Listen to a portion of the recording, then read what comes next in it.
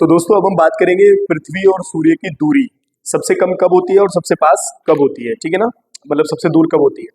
आपको हमने बताया था कि पृथ्वी और सूर्य के बीच की जो दूरी है वो 15 करोड़ वर्ष के आसपास है। ठीक है ना, इतना पृथ्वी जो है सूर्य से दूर है।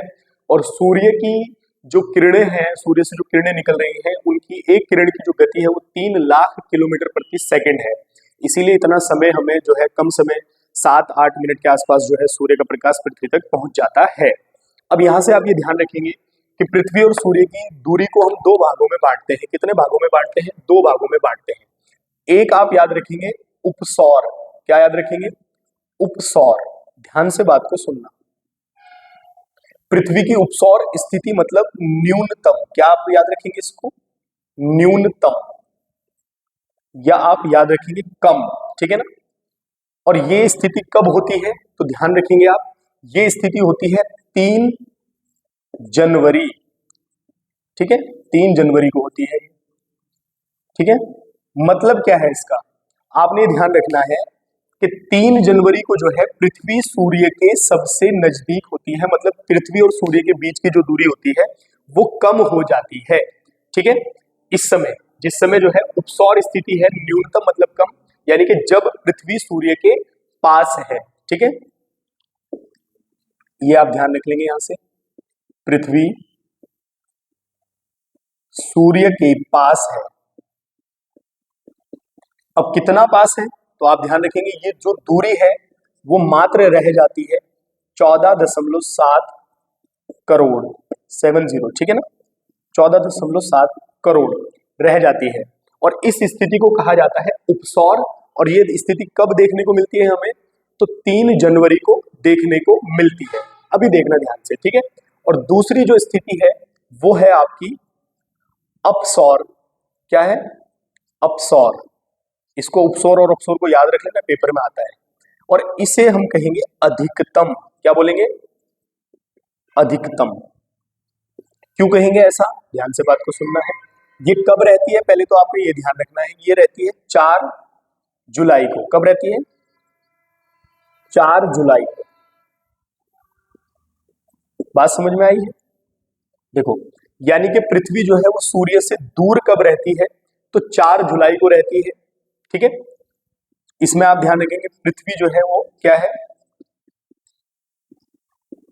सूर्य से दूर है। ठीक है, और ये दूरी लगभग इस समय हो जाती है 15.21 करोड़। ठीक है, बढ़ जाती है दूरी। अब आप ये ध्यान रखेंगे, यहां से जब आप इन डेट्स को देखते हैं तो आपको ये पता चलता है कि भैया 3 जनवरी में तो सर्दी लग रही है हमें, तो सूर्य के पास कैसे हुई पृथ्वी? हालांकि पास हो जाती है। और 4 जुलाई में गर्म रहता है तो उस समय पास होनी चाहिए, हालांकि उस समय दूरी बढ़ जाती है और दूर हो जाती है, वो 15 से भी ज्यादा हो जाती है। तो इसका कारण जो है वो पृथ्वी का दूर और पास, गर्मी और जो सर्दी का कारण है। यानी कि उस समय जो है गर्म जो है, सर्द है, ये सर्दी है 3 जनवरी में, और जुलाई में गर्मी है। उसका कारण पृथ्वी के पास और दूर होने से नहीं है, पृथ्वी के जो है घूर्णन करने से। पृथ्वी आपको पता है कि अपने अक्ष पर घूम रही है। और एक ध्यान ये रखेंगे आप यहाँ से कि पृथ्वी जो सूर्य का चक्कर लगाती है, सूर्य का जो चक्कर लगाती है वो एक दीर्घ वृत्ताकार मार्ग पर लगाती है। कैसे? दीर्घ वृत्ताकार मार्ग पर, यानी कि अंडाकार मार्ग पर लगाती है, ना कि वृत्ताकार मार्ग पर।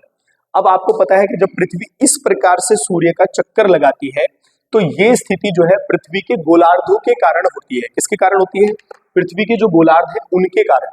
यानी कि आप ये ध्यान रखेंगे, जिस समय 3 जनवरी का समय होता है, 3 जनवरी का जब समय होता है तो उस समय क्या होता है कि पृथ्वी का जो है दक्षिणी गोलार्ध, दक्षिणी गोलार्ध सूर्य के पास या और झुका होता है।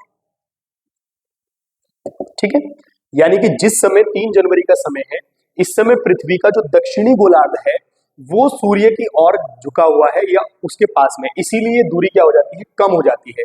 और इसीलिए देख रहे हैं आप कि हमें जो है, हम क्योंकि उत्तरी गोलार्ध में आते हैं तो हमें सर्दी का आभास है, और दक्षिणी गोलार्ध वालों को जो है गर्मी का आभास है, क्योंकि दक्षिणी गोलार्ध इस समय सूर्य की ओर झुका हुआ है। ये जो समय चल रहा है इस समय दिसंबर का, अभी जनवरी में एंटर कर चुके हैं हम, तो अभी इस समय ये स्थिति देखने को मिल रही है।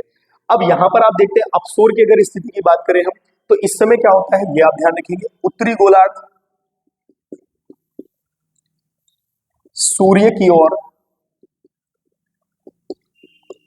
झुका है। ठीक है, किस समय की बात है ये, जिस समय जो है 4 जुलाई है। तो इसीलिए इस समय हमें सर्दी का आभास होता है और दक्षिण गोलार्ध में जो है शीत ऋतु जो है, हमें जो है गर्मी का आभास होता है और दक्षिणी गोलार्ध में शीत ऋतु का आभास होता है, जिस समय जो है 4 जुलाई की स्थापित वो डेट आती है। क्यों, कारण यह है कि पृथ्वी जो है सूर्य का चक्कर दीर्घ वृत्ताकार मार्ग पर लगाती है, अंडाकार मार्ग पर पथ पर जो है लगाती है, जिस कारण से हमें ये दोनों आभास होते हैं। अब मैंने आपको एक स्थिति बताई थी इससे पहले पृथ्वी की परिक्रमणा की स्थिति, जिसमें हमने 2 डेट्स पढ़ी थी, 23 सितंबर और 21 मार्च। उस समय क्या होता है कि उस समय पृथ्वी का कोई भी गोलार्ध सूर्य की ओर नहीं झुका रहता, और ये स्थिति तब होती है जिस कारण से जो है क्या होता है कि दिन और रात की अवधि या मौसम की अवधि समान सेम सी रहती है, ना गर्मी ना सर्दी। ठीक है ना। एक आपने यहां से प्रश्न ये याद रखना है जो पेपर में आता है,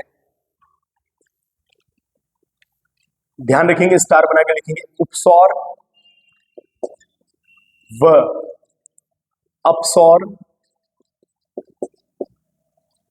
को मिलाने वाली रेखा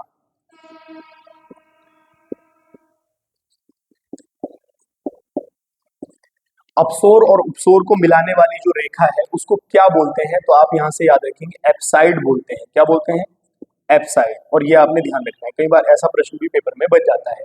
तो आपको समझ में आया है सूर्य की पृथ्वी से दूरी कब सबसे कम होती है, पास में है तो 3 जनवरी, दूर है तो 4 जुलाई, और ये स्थिति उपसोर है और ये अपसोर है।